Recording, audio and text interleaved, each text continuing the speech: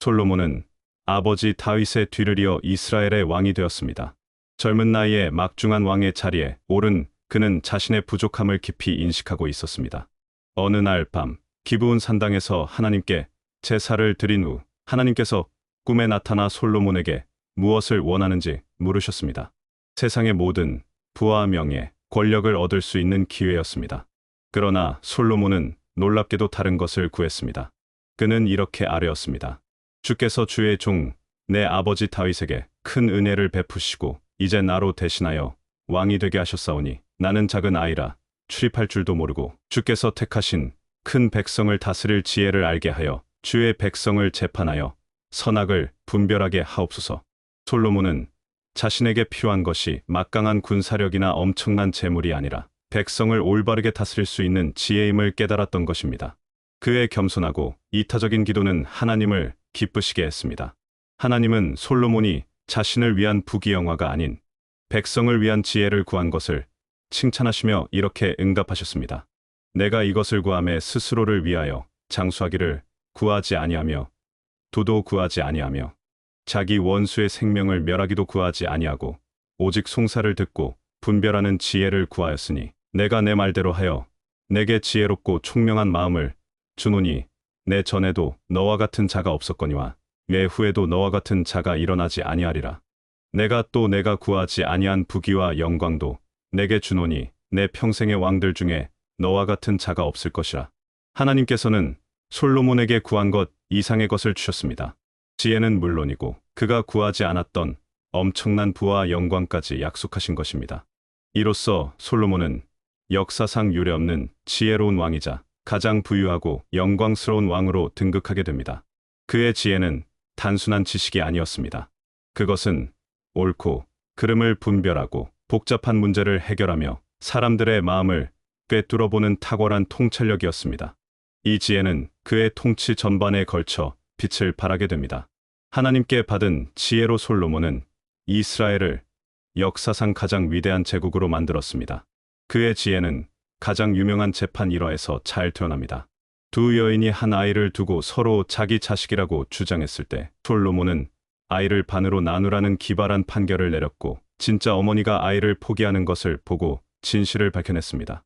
이 판결은 그의 지혜가 온 이스라엘에 알려지는 계기가 되었고 백성들은 왕을 경외했습니다.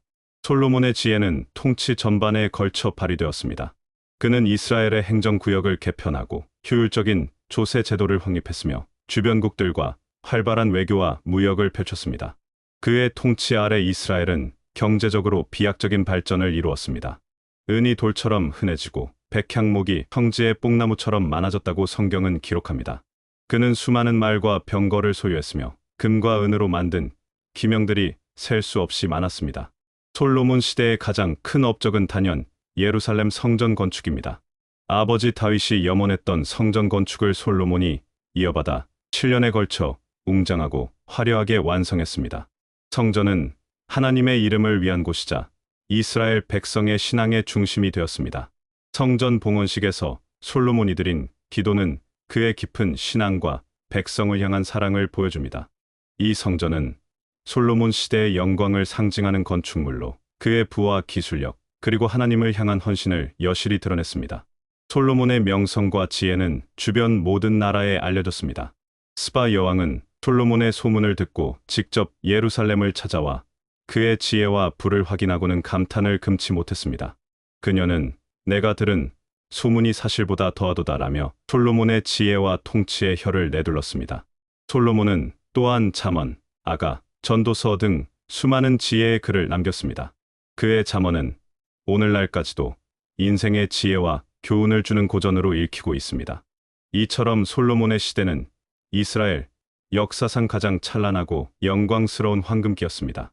그러나 솔로몬의 빛나는 영광 뒤에는 서서히 어두운 그림자가 드리우기 시작했습니다. 그의 말년은 젊은 시절의 겸손하고 지혜로운 모습과는 사뭇 달랐습니다. 하나님께서는 왕들에게 많은 말을 두지 말고 아내를 많이 두어 마음이 미혹되지 않게 하며 은금을 많이 쌓지 말라고 경고하셨습니다. 하지만 솔로몬은 이 세 가지 경고를 모두 어겼습니다. 그는 강대국들과의 외교적 동맹을 강화하기 위해 수많은 이방 여인들을 아내로 맞이했습니다.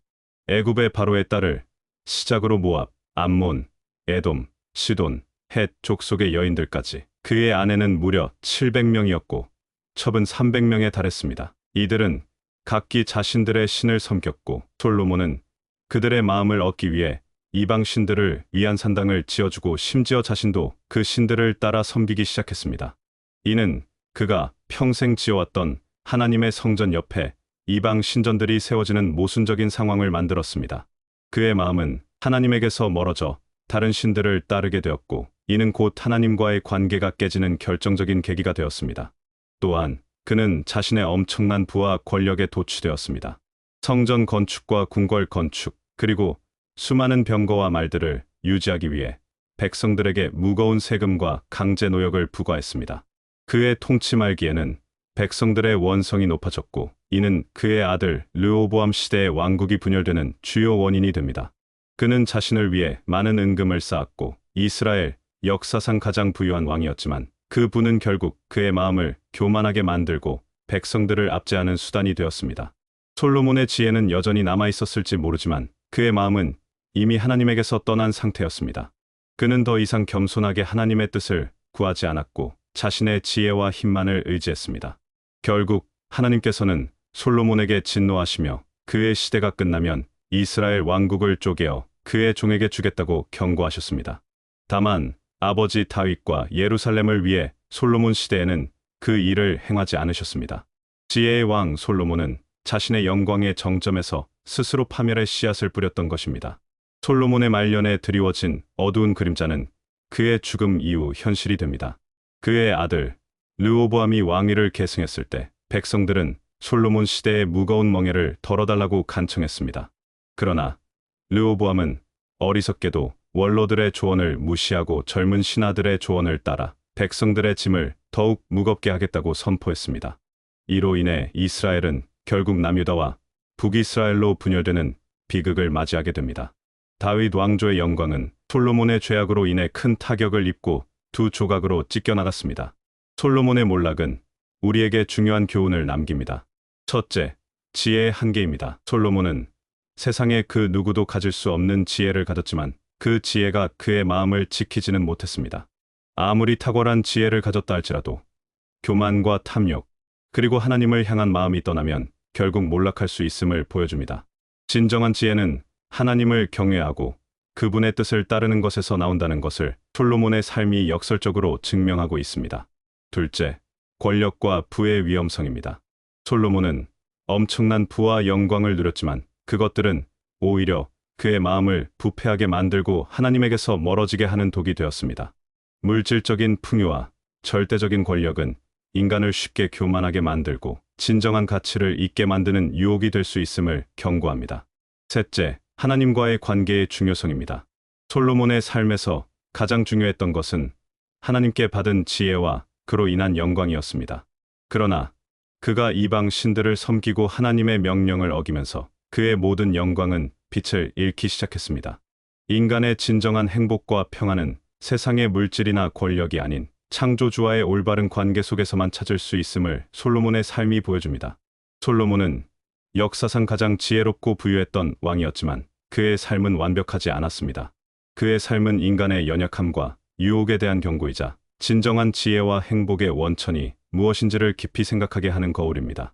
그의 이야기는 모든 영광이 하나님의 은혜로 말미암고 그 영광을 유지하는 것은 오직 겸손과 순종임을 일깨워줍니다.